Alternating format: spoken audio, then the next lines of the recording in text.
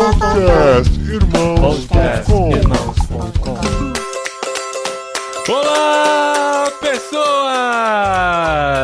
Podcastirmãos.com literário entrando no ar. Eu sou o Paulinho, estou aqui com o Guilherme Amarino, que teve a audácia de indicar 2 livros no Clube Ictus, e nós gravamos episódios sobre os 2 livros que ele indicou. Olha isso, o primeiro, hein? Eu não lembro qual que é o outro. Você, aquilo que você ama, foi o outro. Na edição eu coloco a minha resposta. Se eu conseguir um terceiro, eu posso pedir música? Muito bom. Eu sou Guilherme Amarino e eu estou aqui com o Thiago, que é o ermitão digital, a opção beneditina das lives, das redes sociais e de tudo mais. Caramba, muito difícil isso. Mas pelo que eu entendi, eu tô recusando as lives, mas não, eu só não tô sendo convidado mesmo. Ó, gente, se vocês estiverem procurando convidados pra live, encontrem nas redes sociais, vulgo Tan, que ele tá disponível. É só o Twitter. No Instagram também você é vulgo Tan. Eu sou, mas eu não vejo. Ah, tá. Olá, eu sou o Tan e eu estou aqui com a Adriana, ou a Drica, como eu gosto de dizer, e hoje a gente vai descobrir se ela é mesmo ou não uma escoteira. Olha! Ao infinito e além, olha só. Não é sempre alerta, sempre alerta. O infinito e além é outra pronto, frase. Já caiu por terra a minha máscara. Eu sou a Adriana e eu estou aqui com a Carol, que descobriu através do capítulo A Briga no Temporal do livro que o Benjamin ainda vai sofrer muitas enfermidades. Olha só. Eita, boa notícia, Carol. Sofreu copiosamente por 10 dias. Eu sou a Carol e eu tô aqui com o Paulinho. E ele ficou todo chateado que na última não sabia o que falar e Paulinho não sei o que falar. Mentira! Eu sou a Carol e eu tô aqui com o Paulinho. E lendo o que é uma família, eu vi alguns exemplos de família e a família de Gaspari com certeza foi uma delas. Olha que lindo. Espero que nas partes boas, né? Olha não só. nas enfermidades, né? Sim. Assim, nas partes boas. Mas eu falo que se a gente tivesse um vaso de planta aqui, com certeza nos acessos de fúria o Paulinho jogava no chão. Não, mas isso que você falou, Carol, é verdade. Teve algumas... Olha, só da experiência da gente ter ido na casa deles aquele dia que a gente fez a gravação do podcast, de verdade, assim, várias vezes me veio à mente o que provavelmente é o dia a dia de vocês aí, pelo que a gente pôde acompanhar em uma tarde juntos. Não, eu quero falar, naquele primeiro almoço que a gente foi, como eu fiquei impressionada quando a Dri tirou um monte de coisa da bolsa dela pra entreter os meninos. Nossa, eu achei fantástico. A Dri é a Edith Schaefer desse certo, olha aí. Olha só. E a gente tá aqui pra falar sobre o livro que nós lemos nesse mês em parceria com o Clube Ictus. Livro enviado pelo Clube Ictus, indicado pelo Guilherme Amarino. O que é uma família da Edith Schaefer. A gente confessa que quando recebeu ficou naquela, mais um livro sobre família, mas a gente vai... Não, imagina, foi pior ainda. Quando eu recebi, eu falei, eba, esse vai direto pra venda. Você até vendeu o livro. Isso é verdade. Tá vendido, inclusive, já tá reservado, mas a gente pôde ler antes de... A Ellen me autorizou a abrir o livro, riscar, e fazer anotações, exato. Pro programa, E a gente vai falar sobre esse livro aqui hoje. Eu espero que a gente consiga condensar em um programa, porque o desafio vai ser grande.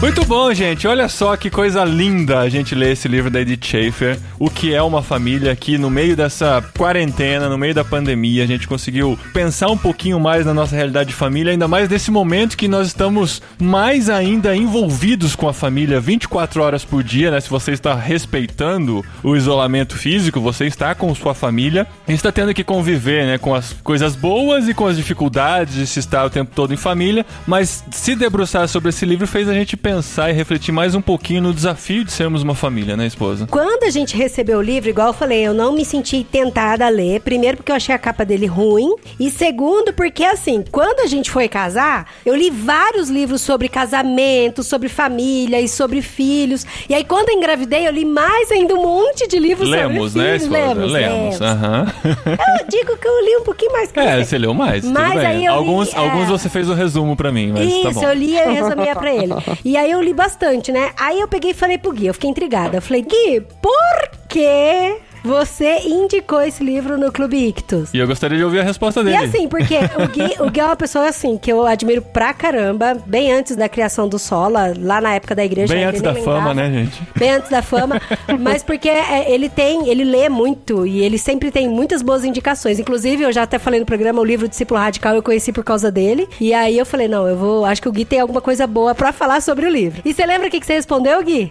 Talvez eu não lembre as palavras exatas, porque minha memória é uma droga. Mas eu tava na época de casar também. Esse livro veio em boa hora, a gente tava selecionando esses livros de casamento. Eu já tinha lido vários, então. O livro do Jaime Kemp, que é o famosão. Livro do Quando Dois Pecadores Dizem Sim. Aquele livro do Timothy Keller, né? O Significado do Casamento. E aí veio a propaganda desse livro que tava pra ser lançado na Monergismo. E eu já conhecia, eu sei muito bem quem é o Francis Schaeffer. E conhecia a Edith Schaeffer de ouvir falar, de ouvir palestras e tal, por causa de Labrie, né? E aí me interessei. Aí eu fui lendo o livro e é aquela surpresa, né? Aquela surpresa do significado da família, do significado ordinário. Porque até então eu só tinha lido coisas muito espiritualizadas sobre casamento e sobre família. E principalmente sobre como a gente cumpre a nossa missão e glorifica a Deus nas coisas simples. No lavar a louça, no sair com o cachorro pra passear, no passear com as crianças, no ensinar alguma coisa, no ter momentos litúrgicos na família, né? Isso me interessou muito, muito, muito, muito. E eu tava numa época também em que na minha mente e coração muitas coisas em relação à família estavam sendo reconciliadas, na importância dos pais, na importância dos avós, na importância dos momentos talvez menos espirituais que a gente passa, né? Nos almoços de família que muitas vezes a gente não gosta, naquele aniversário daquele tio que é um saco, naquelas saídas que você tem que fazer que normalmente a gente fala assim, não, isso não tem nada a ver com glorificar a Deus. E a Edith Schaeffer trata de tudo isso com uma beleza incrível. Acho que ela traz beleza a esses momentos. E aí eu até falei pro Gui, né? Eu falei, nossa, mas eu já li tanto livro de família, por que eu vou ler esse, né?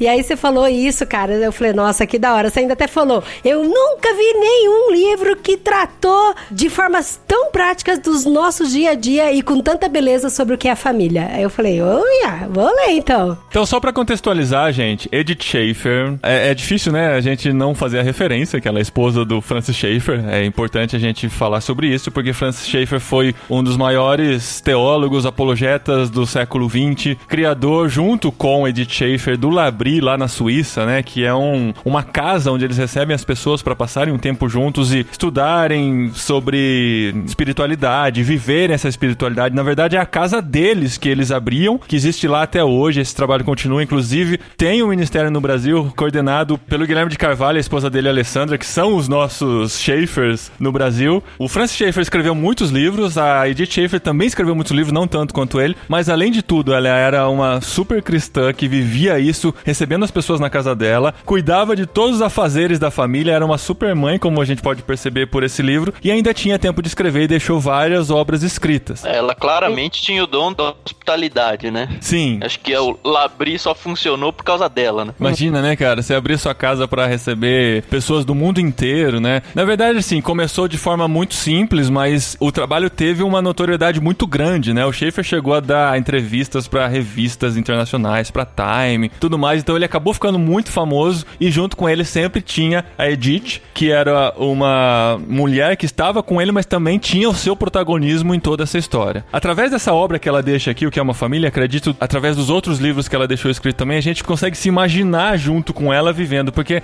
ela trata de coisas muito do cotidiano e ela fala de detalhes, muitas vezes até passam despercebidos por nós, mas pra pessoa que tem o talento de transformar a vida em histórias, a gente consegue experimentar um pouquinho do que ela tá vivendo, né? E não é de uma forma romântica, né? Não é aquele jeito, a minha vida é perfeita, o meu marido é perfeito, os meus filhos são perfeitos. É de uma forma que realmente, os exemplos que ela dava, os negativos principalmente, tá bom? Eu me vi neles. Esse livro pra mim, ele ficou muito especial. Eu acho que pelo momento que a gente tá vivendo, sim, como vocês falaram, de estar no convívio com a família, longe de outros parentes, né, como os pais e minhas irmãs, por exemplo, e ao mesmo tempo eu tô com um filho pequeno, né, o Benjamin tá com 1 ano e 4 meses, eu já sabia dessa importância, né, mas eu chorei em muitos capítulos, porque como o meu exemplo, o exemplo do Fernando e o nosso dia a dia é uma coisa tão fundamental na vidinha dele, né. A maioria das coisas são coisas que a gente já sabe, mas como é bom a gente ler livros de vez em quando que falam aquilo que a gente já sabe, mas na prática a gente esquece, né? É igual, sabe aquela série This Is Us? Vocês já viram ela? Eu acho que esse livro é o This Is Us dos livros, sabe? Porque retrata com beleza algumas coisas e, tipo, eu sou difícil de chorar em livros, assim, a não ser em livros de história, quando você lê uma narrativa e tal, e você tá envolvido, mas num livro cristão, assim, que tem coisa, eu sou difícil de chorar. Mas esse livro, assim, todos os capítulos tinha aqueles momentos que eu tinha que parar e falar, nossa, olha só que beleza. E normalmente eram nos momentos que ela apresentava a realidade bruta, né? As coisas ruins e tal, e apresentava e dava um significado para aquilo. Porque todos os outros livros, aparentemente, querem criar famílias super-heróis. Famílias que Família da margarina, né? Comercial de margarina. Exato, parece aquele comercial de TV que tudo é perfeito e tudo funciona, e de repente esse é o ideal. Os pastores pregam isso, os líderes pregam isso, as conferências pregam isso, e cria uma família cercada de perfeição que é tão desconectada da nossa realidade que não toca o ordinário da família comum. E a Edith, ela faz isso. Ela leva redenção aos momentos ruins, ela leva redenção aos momentos assim não tão perfeitos, aos momentos em que alguém chora e alguém é raivoso demais, ou existe uma briga muito egoísta, e ela traz redenção a esses momentos. É muito bonito de ler. Pra mim, o que foi muito louco ler o livro, e assim, depois, conforme eu ia lendo o livro, toda hora eu agradecia o Gui. Ai, que obrigada por ter indicado. E também, aí ele ficava, aí você queria vender. Não, já tá vendido. Na verdade, eu já vendi.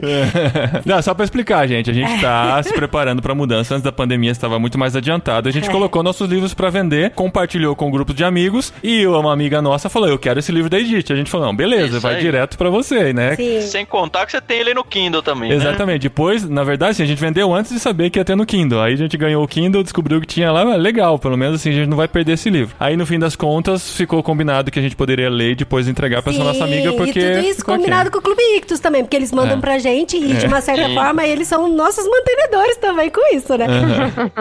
Mas então, todos os outros livros que eu lia, inclusive até livros de criação de filhos, tem um livro que chama Pastoreando o Coração da Criança, que eu gosto muito, mas Do é muito... Ted Tripp, né? Só que assim, é muito manualzinho, sabe? É muito, se você fizer isso, fizer aquilo, é muito passo a passo, é muito didático, é muito... Pragmático. Exato. Agora, o da Edith Schaefer, ela vai pegando assuntos importantes e super relevantes pra família, muito bem tematizado, e ela vai costurando, ela vai desenhando através de histórias, com aplicações bíblicas, com contextos práticos da vida do dia a dia dela, e tudo isso com uma sutileza muito linda, sabe? Então, tipo, é uma história gostosa que você lê e você encontra princípios inteligentes, bíblicos e práticos. Tem algumas partes que são tão, assim, descritivos que eu até falei pro Paulinho. Falei, nossa, amor, parece que a gente tá lá, tipo, na casa dela, sabe? Sim. Conforme ela vai falando. Ela é uma avó carinhosa, cristã, séria, contando sobre a vida Mas pros ela é filhos, pros brava. netos. Ela é Não, brava. mas é falando, filosofando sobre a vida, né? Contando as crônicas da família. E aí a gente vai acompanhando. Então, isso que eu acho delicioso, é realmente acompanhar essa jornada. Inclusive, o que me cativou foi quando eu comecei a ler o livro, e eu sei que a Adri tem uma opinião diferente com relação a isso. Nossa, o capítulo 1, gente, é muito ruim. Quando eu comecei a ler o livro, eu sou Team Dri.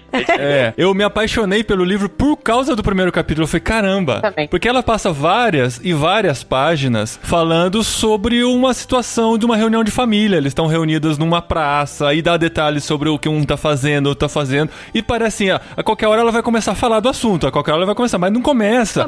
E ela vai devagando, e ela vai entrando na casa, e as pessoas chegando e tal. De repente ela tira uma liçãozinha, um parágrafo, uma liçãozinha, depois ela volta pra história. Eu falei, nossa, Então, gente, que delícia mas parece isso. conversa de vó, sabe? A minha avó era assim. Minha avó, a gente sentava no fundo, aí ela conversava. Ela falava, não, porque eu assisti aquela novela e falava sobre isso. Sai daí, menino, de cima da árvore, que não sei o que.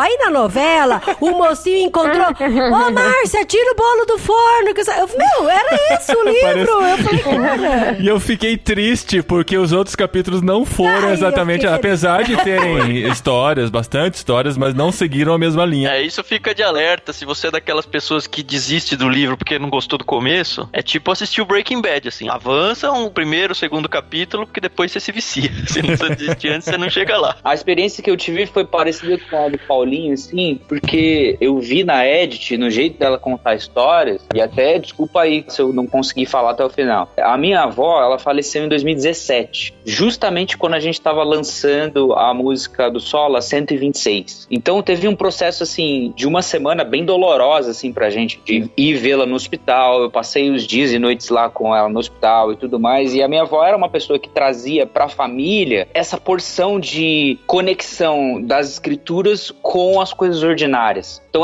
quantas vezes eu aprendi sobre tenho que cumprir votos que eu fiz, que é algo que o apóstolo Paulo fala, algo que em Provérbios você tem, com a minha avó fazendo bolo de fubá e eu esperando ali, auxiliando ela na cozinha dela. Quantas vezes eu escutei alguma coisa sobre as verdades cristãs, as parábolas e tudo isso durante os almoços de domingo na família, e quantas vezes isso foi importante pra mim. E eu acabei perdendo ela em 2017. Então ler esse livro meio que trouxe memórias ativas de quem ela era e do que ela trouxe pra nossa família como um todo, da união que isso proveu, das vezes que a nossa família se encontra e o quão é importante essa preservação das memórias, né? A capacidade que a gente tem de, à medida que o nosso legado vai continuando, nos filhos, netos e bisnetos, você espalha o evangelho. E, nossa, isso é de uma beleza tão ímpar, que muitas vezes a gente é absorto, né, em rede social, em trabalho e tudo mais, a gente vai deixando as gerações passadas para trás. A gente vai deixando o legado dos nossos pais e avós, simplesmente porque,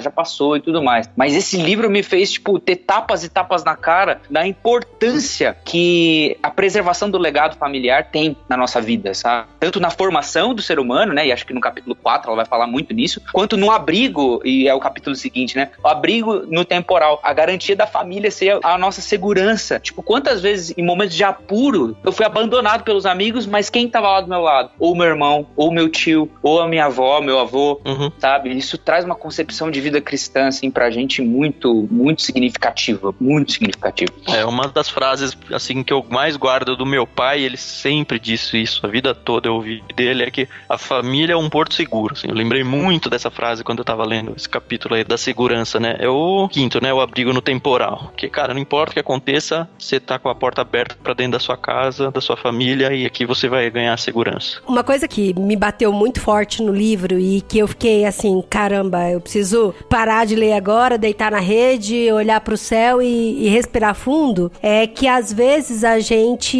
entra no modo automático de criação de filhos, no modo automático de relacionamento com o esposo, de relacionamento com os pais, tios e avós, e a gente às vezes esquece do tanto que isso deveria ser prioritário nas nossas vidas. E aí o livro, pra mim, foi muito claro isso na formação das bases nucleares familiares, principalmente aqui, o núcleo mais interno que somos nós, né, pai, mãe e os filhos, e depois estendendo isso pros tios e avós e parentes, de como a formação e a solidificação desses laços, biblicamente falando, de também características idôneas, de bom caráter, de serem realmente sal e luz na sua definição bíblica, do tanto que isso transforma uma sociedade. E que se a gente tivesse a noção dessa importância, a gente daria muito mais prioridade. E pra mim o livro é muito legal, porque muitos questionamentos, eu não sei se a Carol já passou por isso, mas assim, de às vezes eu me olhar no espelho, tá certo que eu sou esposa, eu também trabalho, faço home office e tal, as coisas, mas às vezes eu olho e falo, cara, eu sou só uma mãe, eu sou só uma dona de casa. E aí ela terminava sempre assim, você é uma dona de casa? Não, você é uma curadora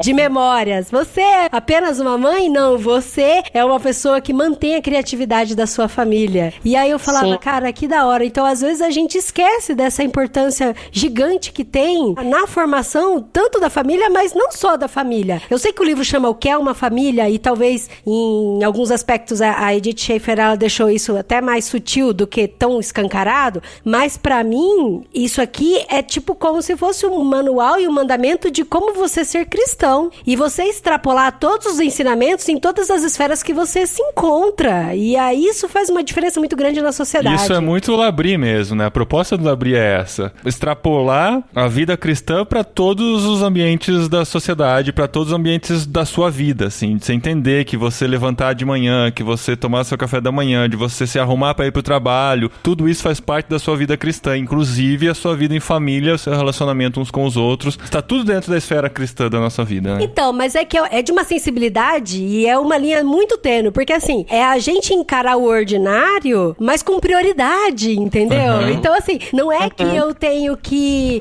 mas isso é óbvio, é lógico que eu tenho que ser cristão a hora que eu acordo, que eu tomo café da manhã, a hora que eu ensino meus filhos e tal, mas é de você ter isso como prioridade, e isso dói meu coração. Todas as vezes que eu falo, eu já tive essas discussões com outras pessoas, e eu falo de verdade, que a gente cria os nossos filhos pro mundo mesmo, pra fora, sabe? Algumas pessoas falaram assim, eu lembro quando eu tava grávida do Daniel, eu acho que eu já falei isso em algum programa, e a pessoa falou assim, nossa, mas você é corajosa, hein? Nesse mundo tão terrível, você é grávida do segundo filho? Eu não tenho coragem de trazer uma criança pra esse mundo podre. Daí eu falei, não, mas é justamente por isso que eu tô grávida, porque eu quero ensinar meus filhos pra que eles façam diferença nesse mundo podre, entendeu? E...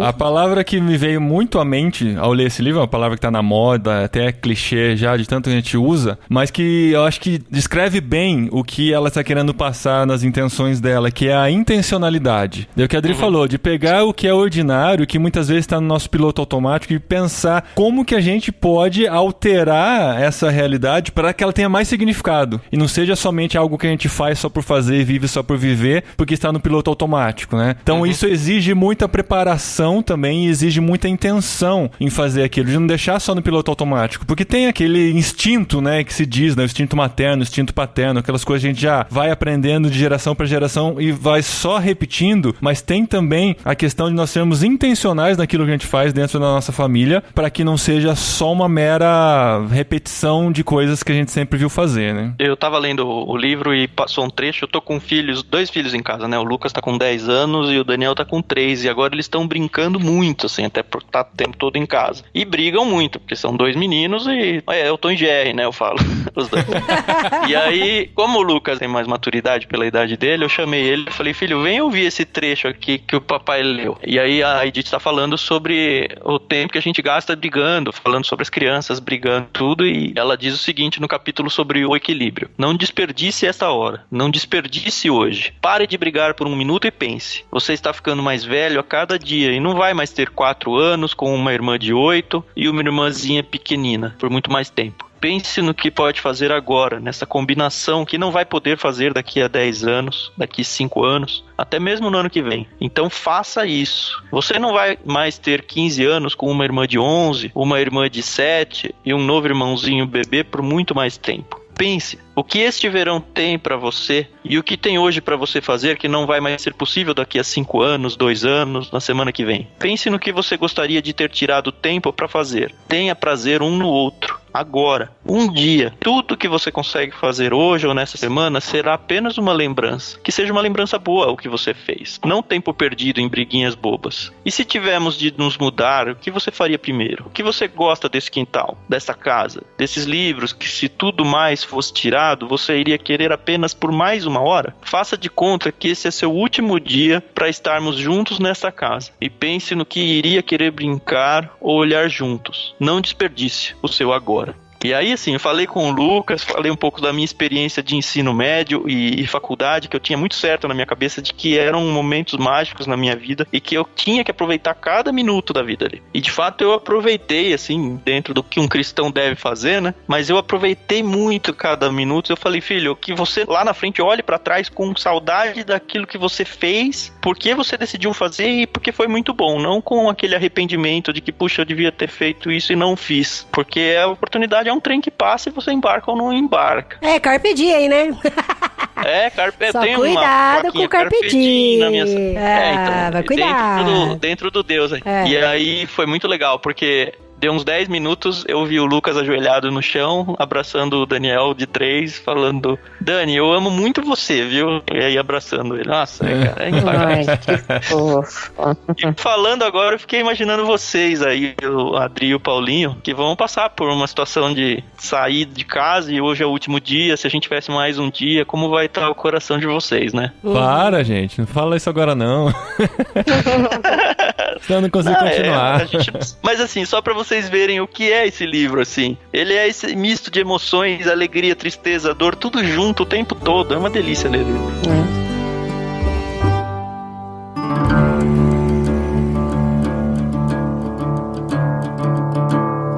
Então, eu fiz várias anotações no livro, várias post-its e tal. Anotei no Kindle, anotei no físico, então tá uma confusão. Mas assim, eu queria passar para as pessoas que estão nos ouvindo um pouco sobre quais são os aspectos práticos que ela aborda. Daí ela fala que no capítulo 1 ela fala sobre o mobile de vida sempre em mudança, de que a família é um mobile de vida. Eu não vou explicar todos os capítulos, mas só para as pessoas entenderem. Mas a ideia é que cada capítulo tá falando a família é isso, né? Isso. O que é uma família? Começa com a pergunta, né? E cada capítulo responde um aspecto do que é a família. Do que é a família. Aí o segundo fala um ambiente ecologicamente equilibrado. O terceiro fala o nascedouro da criatividade. Esse e o terceiro eu quero muito fazer um podcast só sobre criatividade, amor. Olha só. De como os pais são responsáveis pela criatividade dos filhos, né? Não, porque isso, gente, é uma coisa que sempre me preocupou. Sempre. Desde quando eu engravidei do André, do nosso primeiro filho, eu assisti um TED sobre criatividade, porque assim, a gente sempre ouve falar que as crianças nascem com o lúdico, nascem criativas, e elas vão perdendo com o tempo, tanto por conta da formação em casa, quanto pelo murro que toma da vida lá fora. Bem Pequeno Príncipe, né? Então, uma vez, eu até falei, né, que uma vez eu fiquei muito brava com uma senhora, ela chegou pra mim, nossa, Adri, você é tão criativa, parece até uma criança que não cresceu. Daí eu fiquei tão brava, eu falei, meu Deus, ela tá achando que eu sou imatura?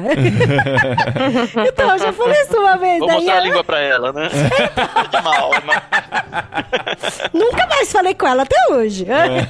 E aí daí depois eu contei isso no grupo que eu faço parte de comunicação, e eles falaram, não, Andri, mas ela tava te elogiando. Eu falei, que bom. E é isso uma coisa que sempre me preocupou, né? A questão de você manter a criatividade e o lúdico na cabeça das crianças. E aí o próximo capítulo é Centro de Informação de Relacionamentos Humanos, que uau, também. Nossa, eu até peguei um trecho e coloquei num grupo que a gente faz parte. Aí eu falei, não, gente, essa parte é sensacional. Aí tem o capítulo 5 que fala do abrigo no temporal. Nesse capítulo 5, ela dá tantos detalhes de cuidados físicos e das crianças quando se machucam, algum membro da família.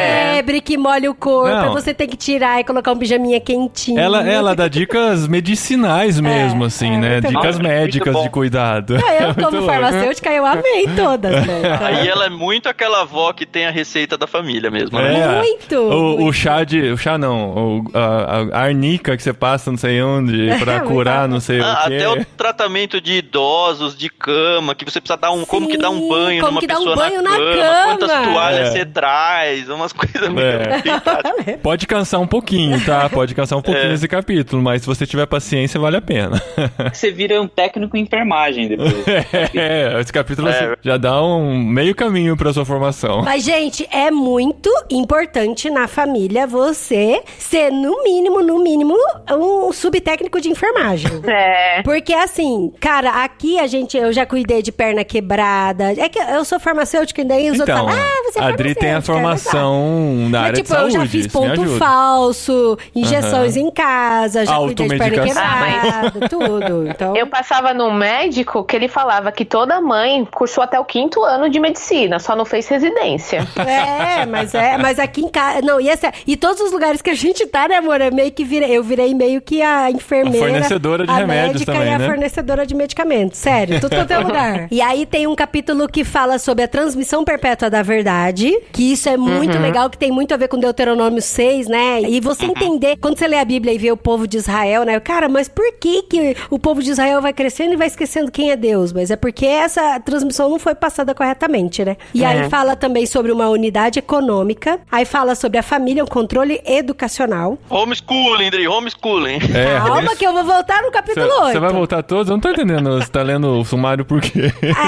Aí o capítulo 9 fala sobre o Museu de Memórias, o 10, uma porta com dobradiças e tranca, e o 11º e último capítulo fala sobre equilíbrio. Não, só para as pessoas que estão nos ouvindo entender quais são os temas que abordam o livro. Eu gostei muito do Museu de Memórias, que tem muito a ver comigo. Muito.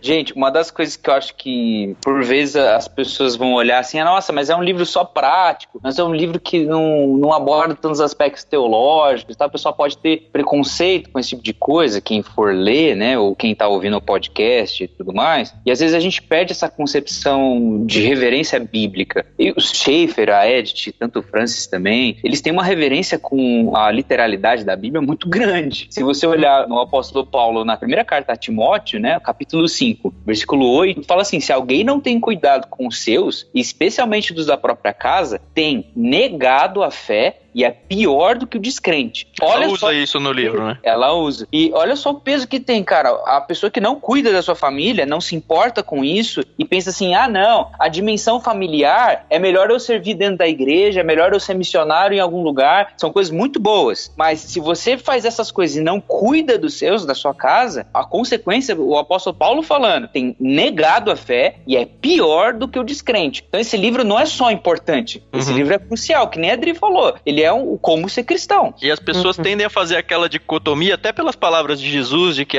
você tem que me colocar na frente, se você não aborrece a sua família, antes de mim você não pode me seguir. Ela aborda um trechinho disso, e aí tem um parágrafo que, assim, foi a primeira vez que eu vi isso escrito. Ela diz assim, deve haver equilíbrio entre colocar o Senhor em primeiro lugar, segundo o reconhecimento da outra pessoa, e colocar o Senhor em primeiro lugar ao conceder o primeiro lugar à família. A família é dividida porque o marido ou a mulher, ou os dois, põe em primeiro lugar o Senhor, em algum tipo de trabalho cristão, a ponto de os filhos jamais virem primeiro e o relacionamento do casal nunca ser o mais importante, não será colocar o Senhor em primeiro lugar. Ele nos deu a responsabilidade de cuidar de forma contínua da união da vida da família. E, assim, é muito difícil dizer isso diante daquele outro versículo. Aí ela vai interagir com aquele versículo que diz que não, tem que me aborrecer o pai e a mãe, eu tenho que ter Deus na frente e entender a coisa da perspectiva que eu considero correta. E o que eu acho muito legal é que em vários momentos ela fala que é impossível você construir uma família perfeita, que é impossível você instruir perfeitamente os seus filhos e que é impossível você ter o perfeito como atingível. Porque nós somos seres humanos falhos e que nós não atingimos a perfeição, mas que esse deve ser o nosso alvo e que é importante isso e que a gente tem que buscar e tem que ser prioritário. É importante que não é uma fórmula de sucesso, né? Ela não tá dizendo assim, faça isso e vai estar tudo certo.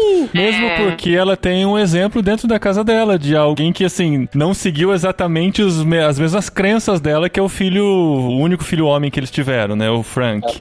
A gente tem que pensar que tudo isso que a Edith tá falando no livro é um ideal a ser seguido e ela é bem clara no que a Adri acabou de falar, inclusive, né? Tipo, não é a perfeição que a gente espera e a família tá sujeita a os fios se quebrarem. A família tá sujeita a coisas serem de uma maneira talvez até horrorosa. E isso ainda assim tá debaixo da soberania de Deus e ainda assim é algo que Deus usa para nos ensinar, né? A família Schaeffer, ela foi muito exposta. O Francis Schaeffer, depois da morte dele, né? Meio que colocou o legado todo, foi naturalmente pro Frank, que era o filho dele, que acompanhou. O Frank teve problemas pessoais, o Frank teve diversos problemas emocionais e tudo mais. A produção da Edith Schaeffer gerou uma família perfeita? Não. O filho deles, ele ele não acredita em Deus, participa de uma igreja, inclusive tem a palestra dele, né? Que é porque eu sou um ateísta que acredita em Deus. Então ele é todo confuso teologicamente e tudo mais. Mas uma coisa que ele fala sempre, até hoje, por mais que ele tenha a fé que ele tem, várias crises, etc., é que a mãe dele ajudou ele a entender os aspectos de beleza na realidade. Como isso se conecta com a preocupação com hospitalidade, com você fazer bem ao outro, com tratar bem a família, tudo mais. A gente tem controle das nossas ações, mas a gente não tem controle do resultado. Mas a gente tem que partir por princípio de que nós temos que fazer essas ações. Esperando o resultado, né? Esperando o resultado. E é interessante que ela fecha o livro falando que isso não é uma fórmula, porque Deus é um Deus de criatividade, é um Deus de diversidade. O nosso Deus é de diversidade. Então, cada um vai encontrar o seu jeito de passar esses princípios. E aí, eu até queria ler aqui um trechinho, quando ela fala que as famílias são responsáveis por ser centro de formação de relacionamentos humanos. Se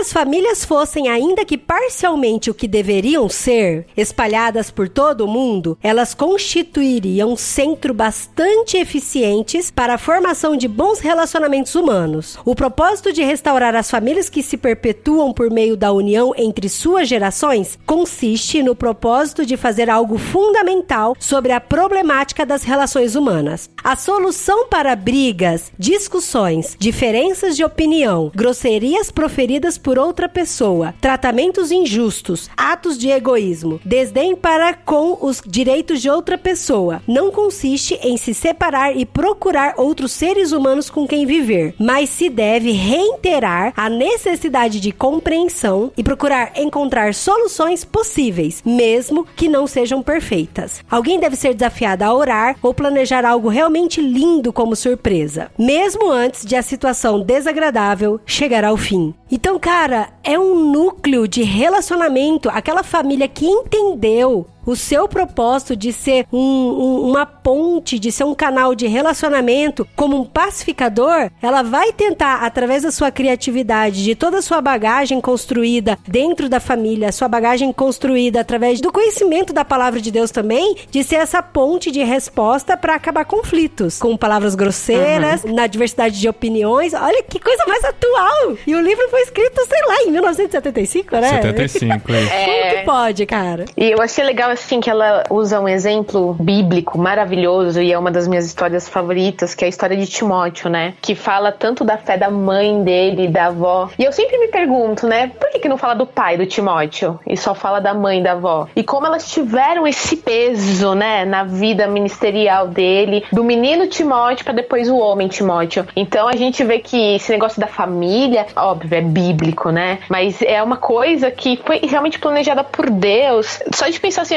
dá vontade realmente de chorar, porque como a gente ainda tem um caminho árduo aí pela frente pra deixar o mínimo, né, de um bom exemplo pros nossos filhos.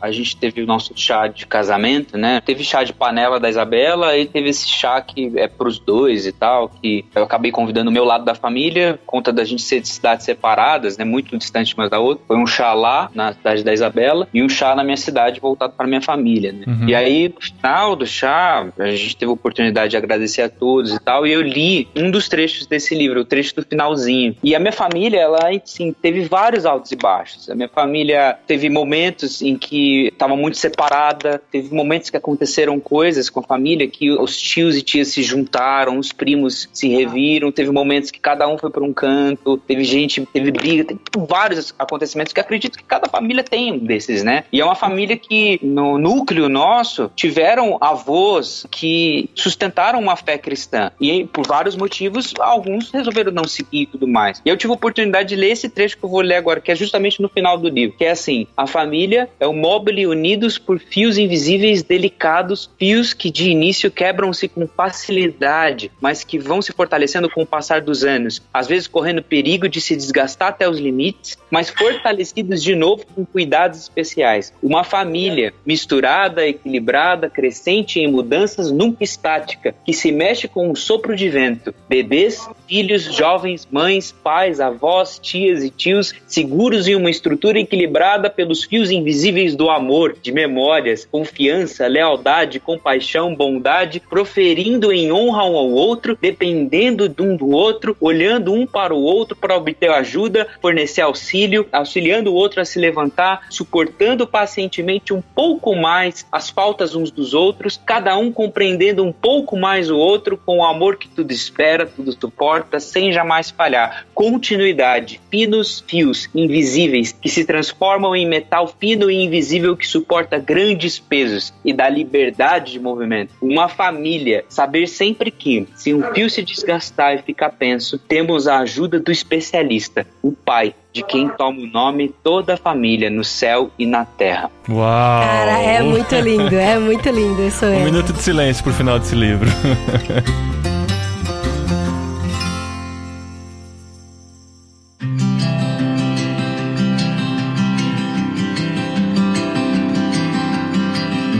Esse é o tipo de livro que daria pra fazer um programa pra cada capítulo e, assim, sobraria assunto. Daria pra fazer igual o Bibotalk tá fazendo com a Igreja Centrada lá, um episódio pra cada capítulo. Mas, assim, tem um livro pra você ler aqui. Eu acho que vale muito mais a pena você investir, ir atrás do livro e separar um tempo pra poder ler e degustar com o tempo. Mais do que um mês, eu diria até, né? Porque por termos apenas um mês pra ler o livro, eu acho que até foi corrido o jeito que a gente leu, pelo menos que eu li, pensando que eu poderia ter gastado até mais tempo em cada capítulo para degustar melhor. Então, se você tiver esse tempo e durante os 2-3 meses puder investir para ler esse livro, vale a pena. Vai ter coisas, gente, não estamos dizendo que é unanimidade. Pode existir muitas coisas que você vai discordar dentro dele. Tem coisinhas, assim, que já até podem ser ultrapassadas, principalmente no cuidado da saúde, né? Já se passaram aí 30 anos, pelo menos, né? 35.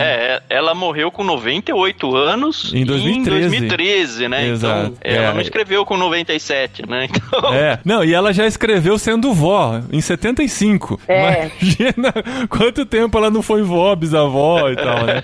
E o Francis Schaeffer morreu bem antes, acho que ele morreu em 80 e alguma coisa, né? 84, 85. E morreu velho também, né? Morreu bem.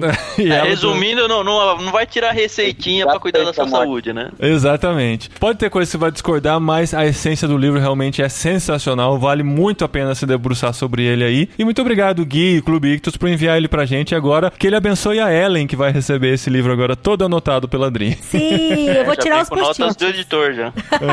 Nossa. Muito bom, gente. Esse foi o nosso episódio do Literário desse mês. E a gente ainda não decidiu o próximo livro, porque, assim, não que o Clube Ictus esteja atrasado, mas a gente grava... Não vamos falar aqui que tá atrasado. Não, tá chegando na hora. Mas a gente grava a cada 4 semanas e o mês tem um pouquinho mais do que 4 semanas. Eu recebi a notificação de que ele está a caminho, mas ainda não chegou. Então vamos esperar chegar o Clube Ictus desse mês pra gente decidir. A gente coloca no Instagram qual o livro que a gente vai ler já nesta semana e também fala no próximo episódio do podcast irmãos.com pra você acompanhar e ler com a gente. Tonho, tá dizendo que entregou aí pra vocês, viu? É mesmo? Veja aí, abre o celular. O Correio está aqui. Entrega efetuada às 14h42. Durante a nossa gravação, né, filho? Não tem como.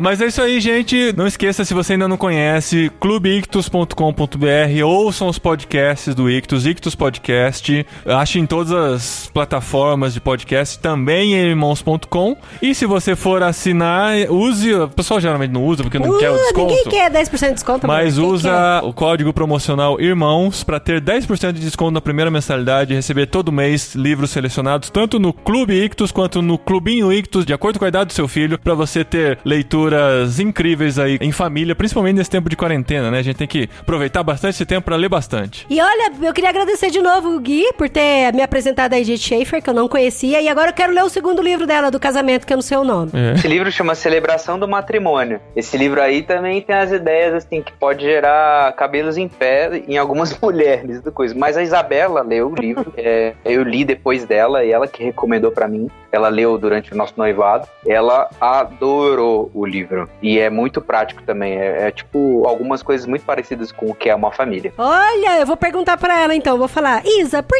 que a gente deve ler esse livro? Aí vai convencer, a gente vai ter que fazer um podcast sobre isso. Vai dar trabalho. Obrigado, pessoal. Muito bom estar aqui de novo. É uma parceria assim, dada por Deus pra gente aqui do Ictus. E conheçam mesmo o nosso podcast. Dá uma chance lá pra gente. Segue a gente no Twitter, que é só isso que eu sigo mesmo, @vulgutan sou eu, e se você seguir vai ter o link pra todos os participantes aqui desse podcast lá num dos meus posts. E ó, isso aqui não é uma live, mas eu gostaria de pedir pro Guilherme Marino terminar tocando uma música pra gente. Cada vida melhor, uma família.